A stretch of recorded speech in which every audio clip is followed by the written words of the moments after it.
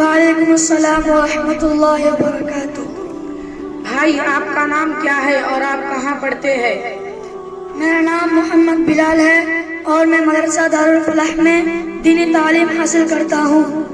میں آپ سے اپنے ملک ہندوستان کے بارے میں کچھ پوچھنا چاہتا ہوں، کیا آپ بتا سکتے ہیں؟ جی پوچھئے، انشاءاللہ بتانے کی کوشش کروں گا۔ ہمارے ملک ہندوستان میں مسلمان بادشاہوں نے کتنے سال تک حکومت کی؟ مسلمان بادشاہوں نے تقریباً 900 سال تک ہمارے ملک ہندوستان میں حکومت کی ہے۔ یہاں انگریزوں نے کب آنا شروع کیا؟ یہاں سن 1601 میں انگریزوں نے آنا شروع کیا تھا۔ پھر انگریزوں سے لڑائی کی شروعات کب سے ہوئی؟ انگریزوں سے لڑائی سن 1757 سے شروع ہو چکی تھی۔ سن 1757 میں انگریزوں سے کس نے لڑائی شروع کی تھی؟ مسلمانوں نے سن 1757 سے سن 1857 تک یعنی 100 سال تک تنہا مسلمان ہی انگریزوں سے لڑتے رہے۔ سن 1857 کے بعد کیا ہوا؟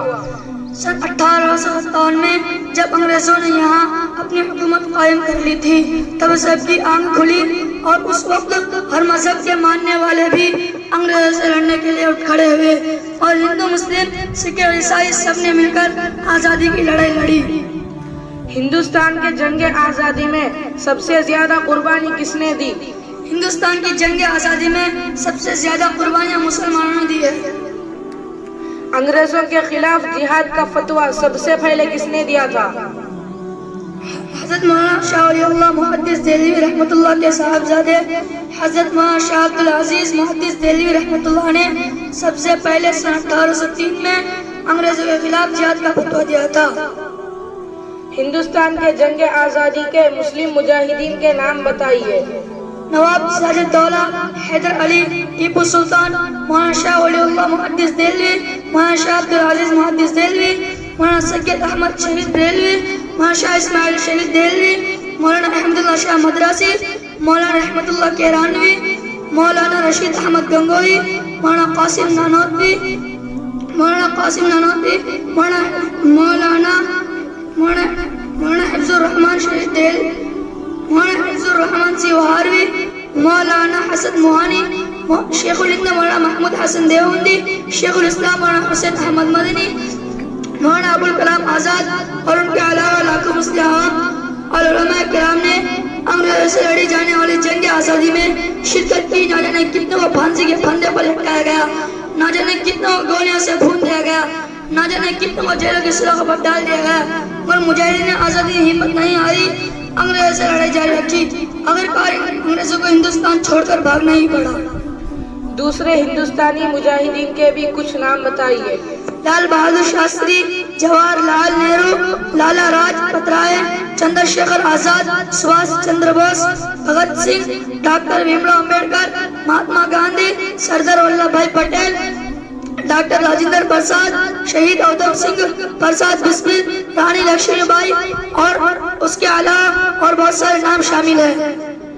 دلی میں انڈیا گیٹ پر کتنے مجاہدین آزادی کے نام لکھے ہوئے ہیں اور ان میں مسلمان مجاہدین کے نام کتنے ہیں؟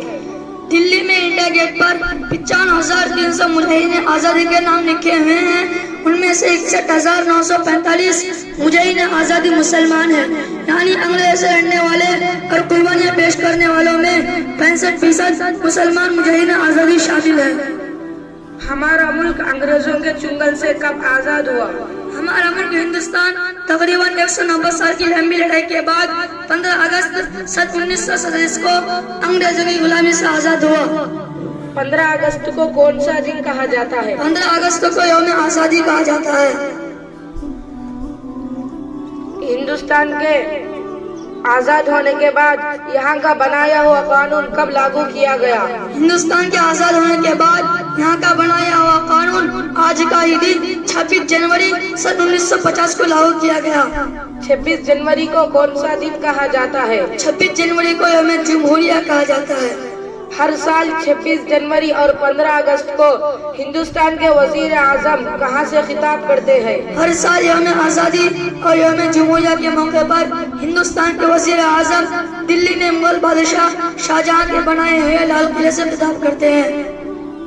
ہندوستان کے جنگ آزادی میں دارالعلوم دیوبند کا کیا کردار رہا ہے؟ دارالعلوم دیوبند نے اپنے کوک سے بے شمار مجاہدین آزادی پیدا کیے ہیں، جیسے مولانا محمود حسن دیوبندی، مولانا حسین احمد مدنی، مولانا رشید احمد گنگوئی، مولانا اشرف علی تھانوی، مولانا قاسم نانوتوی، مولانا عبید اللہ سندھی جیسے بڑے بڑے بے شمار مجاہدین آزادی دارالعلوم دیوبند سے پیدا ہوئے ہیں۔